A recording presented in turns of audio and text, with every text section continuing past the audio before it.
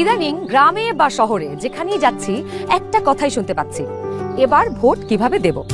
এবার নাকি একদিনে 2 ভোট, তার মানে ভোট সেন্টার 2বার যেতে হবে, 2বার লাইনে দাঁড়াতে হবে। Lot of confusion. কিন্তু এই সব কিছু নিয়ে আপনার যাবতীয় দুশ্চিন্তা আজ দূর হয়ে যাবে। চলুন দেখি আগামী ত্রয়োদশ জাতীয় সংসদ নির্বাচন এবং গণভোটের দিন আমরা কিভাবে ভোট দেব। ভোটের দিন একদম সকালবেলা আপনার ভোট কেন্দ্রে চলে আসবেন।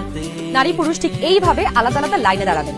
লাইনের শুরুতেই আপনার ভোটার ক্রমিক নাম্বার উল্লেখ করে লেখা থাকবে আপনি কোন কক্ষে ভোট দেবেন।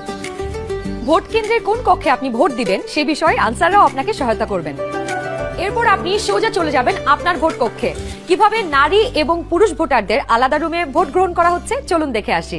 কক্ষগুলোর বাইরেও ভোটার ক্রমিক নম্বরগুলো লেখা থাকবে। প্রথমেই একজন পোলিং অফিসার আপনার নাম এবং ভোটার নম্বর জিজ্ঞাসা করবেন। তারপর আপনার চেহারার সাথে আপনার ভোটার তালিকায় থাকা ছবি মিলিয়ে দেখবেন।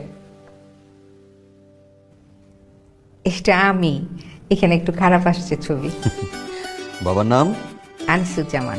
ভোটার আয়শা খানম, ভোটার নং 0157।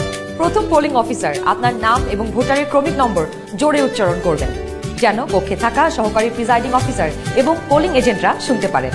এরপর দ্বিতীয় পোলিং অফিসার আপনার আঙুলে অমোচনীয় কালি লাগিয়ে দেবেন। তারপর আপনি চলে যাবেন সহকারী প্রিজাইডিং অফিসারের টেবিলে। প্রিজাইডিং অফিসার আপনার ভোটার নাম্বার লিখে আপনাকে 2টো ব্যালট পেপার দেবেন। জানি এবার গণভোটের জন্য গোলাপি ব্যালট আর সংসদ সদস্য নির্বাচনের জন্য সাদা কালো ব্যালট। বাহ! ব্যালট পেপার নেবার সময় আপনাকে স্বাক্ষর করতে হবে। আপনি চাইলে টিপসই দিতে পারেন।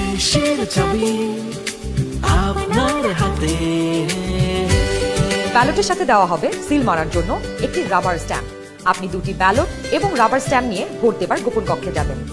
এবার কিন্তু সময় বাঁচানোর জন্য অনেক ভোট কেন্দ্রেই 2টো গোপন কক্ষ থাকবে, যাতে একই সময়ে 2জন ভোটার 2টো গোপন কক্ষে ভোট দিতে পারেন। গোপন কক্ষের ভেতরে আপনি কিভাবে ব্যালটে সিল দিবেন চলুন দেখি।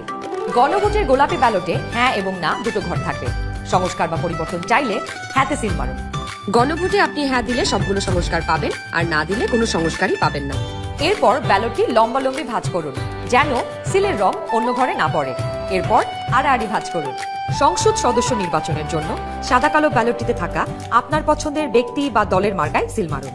সিলটি কিন্তু নির্ধারিত ঘরের বাইরে যাওয়া যাবে না। মার্কার বাইরে সিল পড়লে আপনার মহামূল্যবান ব্যালটটি বাতিল হয়ে যাবে। সিল মারার পর এই ব্যালটটিও প্রথমে লম্বালম্বি ভাঁজ করুন, যেন সিলের কালি অন্য মার্কায় না লাগে। এরপর আড়াআড়ি ভাঁজ করুন।